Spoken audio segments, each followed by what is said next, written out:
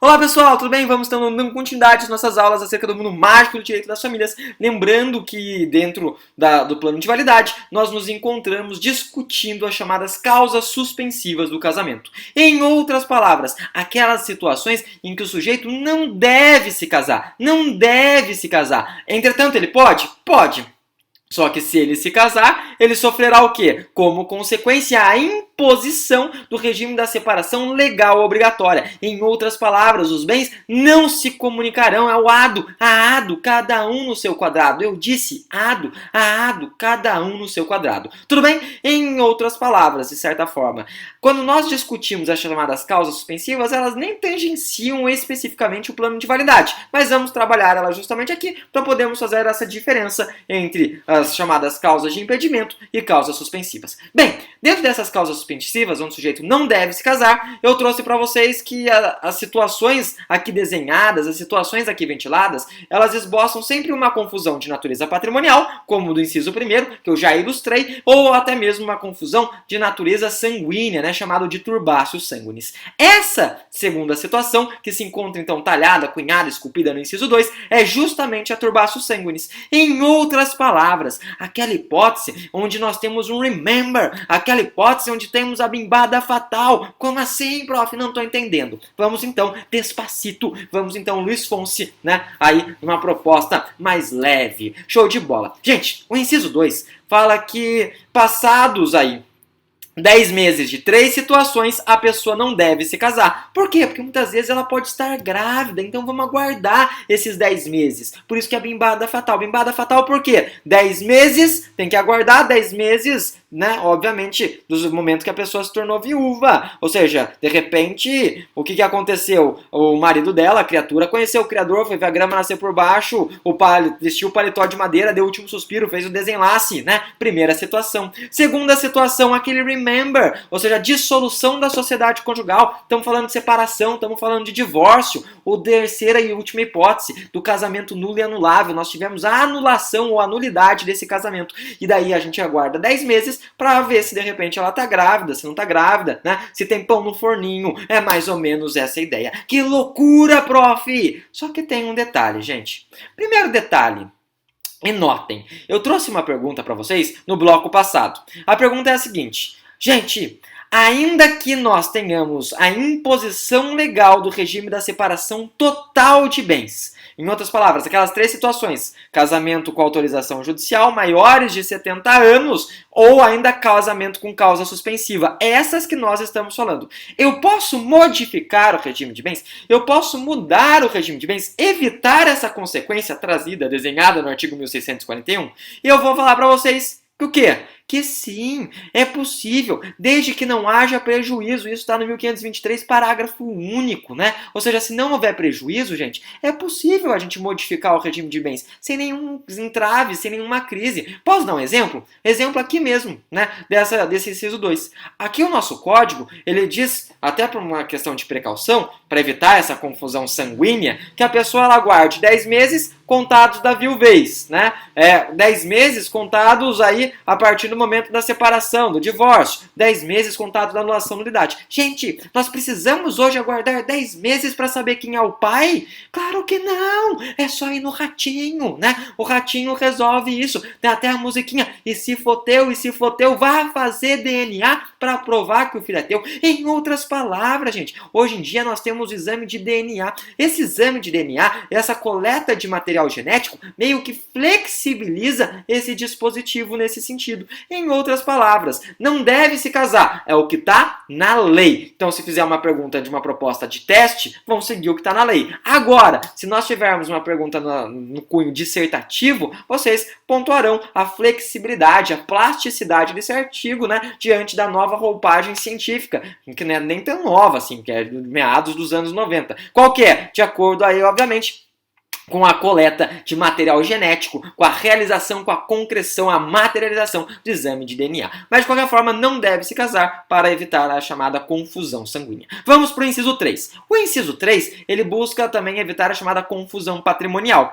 Só que aqui nessa confusão patrimonial, ele vai observar uma proposta muito similar à do inciso 1. No inciso 1, nós estamos falando daquela mulher né, que sobreviveu com o filho e porque o marido morreu. Enquanto não for feita a partilha do inventário, não deve se realizar especificamente o casamento. Tudo bem, show de bola, sem entraves. O inciso 3 vai falar o seguinte: sabe aquela pessoa que se divorciou? Sabe aquela pessoa que se separou? Enquanto ela também não fizer o quê? A divisão dos regimes de bens, ela não deve se casar de novo. Por que ela não deve se casar de novo? Pelo seguinte, para evitar o quê? Para evitar a confusão patrimonial. Só que aqui a pegadinha, ela mora num ponto. Se nós fizermos uma leitura atenta, a leitura atenta vai falar assim: olha, enquanto não for realizada a homologação, né? Homologação. Em outras palavras, enquanto não houver sido homologada, decidida a partilha, homologada, decidida a partilha. Tomem cuidado. Por quê? Porque em prova teste eles vão modificar essa questão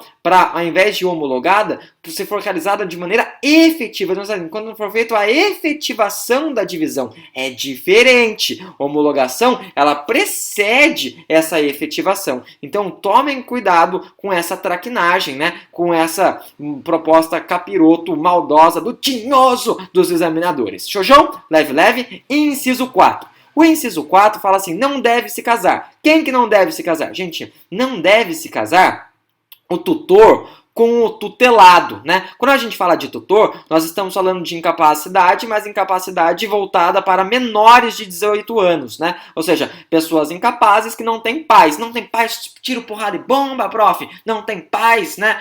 Valesca popozuda? Não tem pais. No sentido, não tem pai, não tem mãe, então, em outras palavras, necessita de um tutor. Show de bola? Então, tutor não pode casar com tutelado. Curador não pode casar com curatelado. A curatela também trabalha com uma ideia de incapacidade. Só que a diferença da curatela é que essa curatela, ela vai falar do quê? Vai falar daquelas pessoas que, de certa forma, têm uma inimputabilidade. São aquelas pessoas aí incapazes, né? Incapazes no sentido mental, tem uma debilidade psíquica, tem uma oligofrenia, que também se divide em 3. Oligofrenia, né? Idiota, débil mental, imbecil. Em outras palavras, é aquela pessoa que é o Toninho da Lua. Você não é Rutinha, né? Ou, de repente, o Jamanta não morreu. Por quê, gente? Pelo seguinte: curador não pode casar com curatelado, tutor não pode casar com tutelado, porque essas pessoas, de certa forma, elas são frágeis. São frágeis no sentido delas podem ser influenciadas com relação ao casamento. Em outras palavras, elas não devem se casar,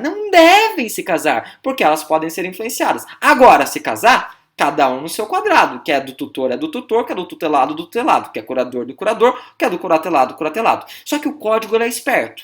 Ele é esperto no sentido de não falar sobre essas pessoas, tutor com tutelado, curador com curatelado. Ele, para evitar, de certa forma, a putaria, o que ele faz? 50 tons de cinza, elite, ele também estende. Ele fala assim: olha, o tutor, ou de repente, né, o seu ascendente, ou de repente, seu irmão, seu cunhado, seu sobrinho, não pode se casar com tutelado, ou até mesmo ascendente, né, cunhado, irmão, né, do curador, não pode se casar com o curatelado. Então ele toma esse cuidado de que, obviamente, o curador ou tutor se utilizar do seu respectivo incapaz, né, também passando para alguns familiares, de repente rateando o patrimônio. Então não devem se casar. E se se casarem? Se se casarem, lembrando que a gente pode fazer aí o ado a ado, cada um no seu quadrado, que é a imposição dessa sanção. Mas tomem cuidado, e essa é a observação. Qual a observação? Eu disse que o artigo 1523, no seu respectivo parágrafo único, disse: se não houver prejuízo, é possível o casamento. Se não houver prejuízo. No inciso 2, até expliquei. Eu falei assim: olha, é só ir no ratinho, faz o teste de DNA, né? E se for teu, vai fazer DNA para prova que é teu. E aqui, nessa situação em específico, gente, é possível o tutor se casar com o tutelado sem a imposição aí trazida, do 1641? Ou é possível o curador se casar com o curatelado sem a imposição aí trazida pelo 1641? Mas desde que esse tutor, desde que esse curador demonstre o quê? Demonstre que ele tem uma saúde financeira. Em outras palavras, que ele não esteja aí com mais dívidas do que ativos, né? Então essa proposta, ele tem que demonstrar uma saúde financeira para que ele realize, para que ele concretize esse casamento sem a necessidade óbvio, né, sem a necessidade da imposição do regime da separação legal obrigatória de bens, que é aquela trazida no artigo 1641 do Código Civil. Gente, para terminar esse bloco, eu quero fazer uma última observação. Qual a observação? Quando eu falei das causas de impedimento, e até por isso que a gente trabalha aqui dentro do plano de validade, eu diferenciei impedimento de causa suspensiva. E eu expliquei para vocês que qualquer pessoa, quando a gente fala de impedimento, ela pode vir a alegar esse caso a qualquer momento, qualquer interessado, Ministério Público, eles têm a legitimidade de levar essa informação para buscar a nulidade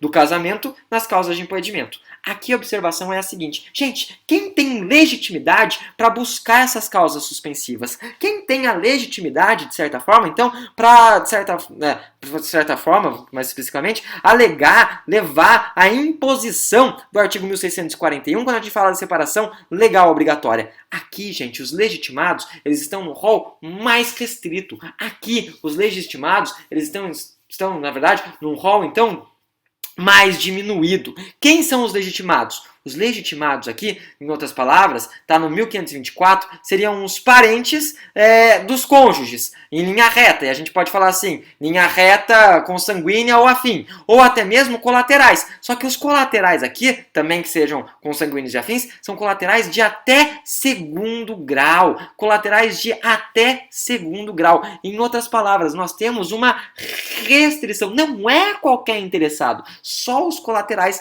de até segundo grau. Gente, dito isso, eu termino nesse bloco com vocês o chamado plano de validade. No próximo bloco, a gente vai começar a falar do plano de eficácia. E é um plano muito legal. Veremos os deveres do casamento, se vocês quiserem se antecipar. E a gente vai falar aí de alguns assuntos bem polêmicos e interessantes. Deixo desde já um forte abraço e excelentes estudos para todos vocês. Até mais, gente. Tchau, tchau.